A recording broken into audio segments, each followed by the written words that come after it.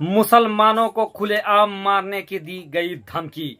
अजमेर शरीफ से मुसलमानों के नाम आया है बड़ा पैगाम। तो चलिए दोस्तों, इस वीडियो में देखने जा रहे हैं कि किसने मुसलमानों को खुलेआम मारने की धमकी दी है और अजमेर शरीफ से मुसलमानों के नाम क्या पैगाम आया है। दोस्तों, पूरा वीडियो इस समय आपके सामने रखने जा रहे हैं। कौन किसने क्या कुछ कहा है, अजमेर शरीफ से कौन धमकी दे रहा है, दोस्तों पूरा सबूत और दलील के साथ इस वीडियो में आपके सामने रखने जा रहे हैं।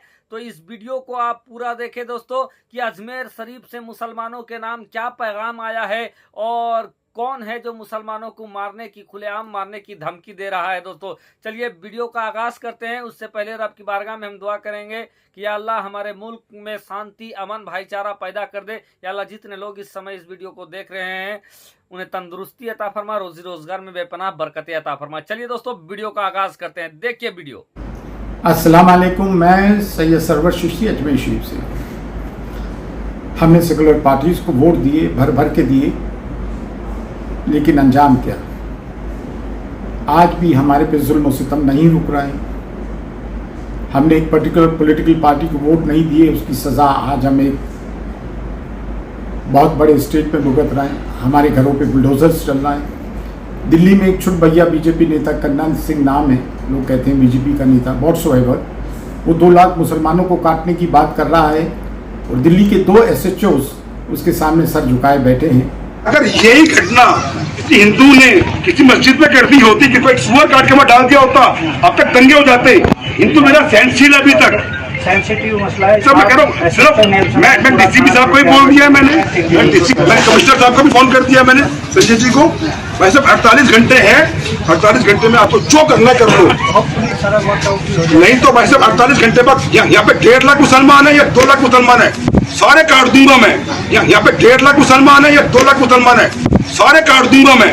अगर यही बात मुसलमान कर देता तो गोदी मीडिया में आग लग जाती और उसके घर पे बुलडोजर भी चल जाता और UAPA जाने क्या क्या लग जाता। तो ये जो सेकुलर पार्टीज है जिनको हमने वोट दिया है और हम एक पॉलिटिकल पार्टी की दुश्मनागी झेल रहे हैं, तो इनको चाहिए कि इस बात पर कॉग्निजेंस लें, अपनी आवाज़ बुलंद करें।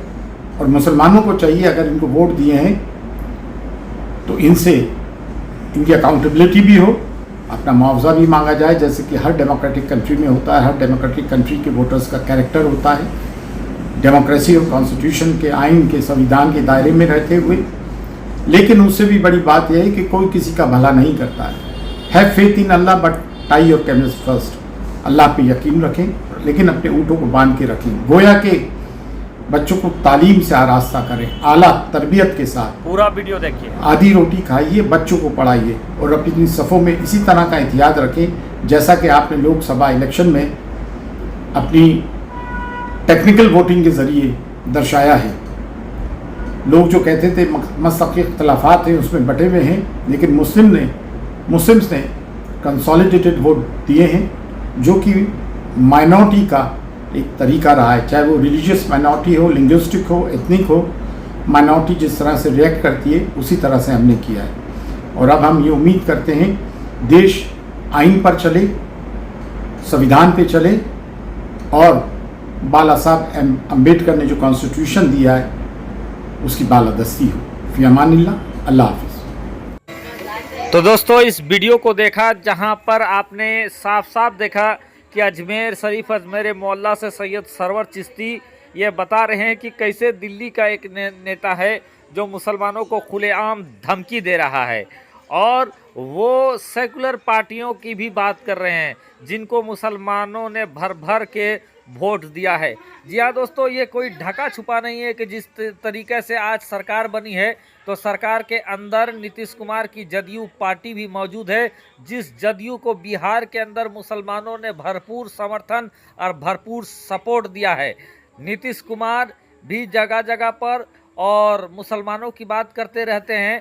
तो अभी जो मुसलमान नीतीश कुमार को सपोर्ट किए हैं, जो मुसलमान आंध्रा के अंदर चंद्रबाबू नायडू को समर्थन किए हैं और चंद्रबाबू नायडू और नीतीश कुमार दोनों सरकार के अंदर है, और दूसरे जो सरकार के अंदर नहीं है, समाजवादी पार्टी हो गया, कांग्रेस पार्टी हो गया, टीएमसी हो गया, जो समाज के अंदर सरकार के अंदर नहीं है, वो पार्टियां जिनको जगह जगह पर मुसलमानों ने सपोर्ट किया है, तो अब मुसलमानों को ये कहना है उन लोगों से कि हमने आपका समर्थन किया, आपका सपोर्ट किया, और मुसलमानों को जिस तरीके से खुलेआम मारने की धमकी दी जा रही है, इस पर आप लोग संज्ञान लें, आप लोग इस पर तवज्जो दें। ये साफ कहना है सैयद सरवर चिश्ती का, जिनका वीडियो मैंने आपको दिखाया है दोस्तों, और आपने वीडियो को देखा और सुना कि ये यकीनन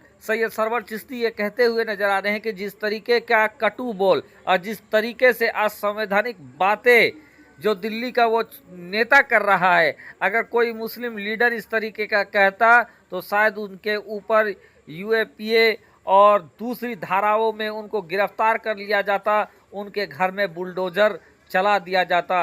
ये तमाम चीज़ें सैयद सरवर चिश्ती जो कि अजमेर मोहल्ला से कह रहे हैं और ये बता रहे हैं लोगों को, मुसलमानों को जागरूक करने की कोशिश कर रहे हैं कि हमने तो जो सेकुलर पार्टियां हैं उनको भर भर कर वोट दिया, हमने भारतीय जनता पार्टी से अदावत भी कर लिया कि लोग कहते हैं कि नहीं मुसलमान भारतीय जनता पार्टी को वोट नहीं करते हैं। हालांकि ये बात भी पूरी तरीके का सच नहीं है, कहीं ना कहीं मुसलमानों का रुझान भी भारतीय जनता पार्टी तरफ हुआ है, लेकिन अभी भी ज़्यादातर लोग सेकुलर पार्टियों को ही वोट दे रहे हैं, यानी टीएमसी हो गया, सपा हो गया, जदयू हो गया, और अभी मौजूदा दौर पर आंध्र प्रदेश में टीडीपी को मुसलमानों ने समर्थन दिया है, सपोर्ट भर भर कर दिया है।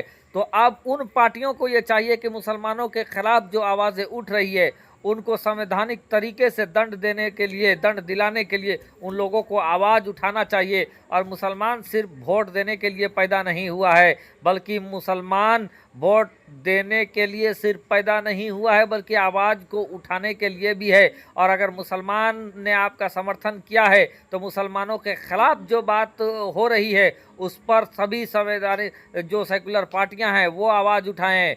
चूँकि मुसलमानों से आप वोट तो ले लेते हैं, लेकिन जब मुसलमानों को ज़रूरत पड़ती है, मुसलमानों की आवाज़ बनने की ज़रूरत पड़ती है, तो देखने को मिलता है कि यही पार्टियां पीछे हट जाती है, खामोश हो जाती है, या उतना उस असरदार तरीके से उनकी आवाज़ को बुलंद नहीं करती है।